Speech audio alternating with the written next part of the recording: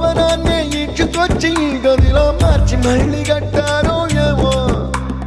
మాయజాలము తెలుసు మంత్రకారడి తెలుసు రెంటి కన్న ఇది ఇంకోటేమో నీలాకాశం నేలాకొస్తే ఇట్టాగే ఉంటాదో ఏమో ఈ సంతోషం దాచాలంటే హృదయాలు ఓ వంద కావాలేమో ఇంతందంగా ఉంటుందా ఈ లోకం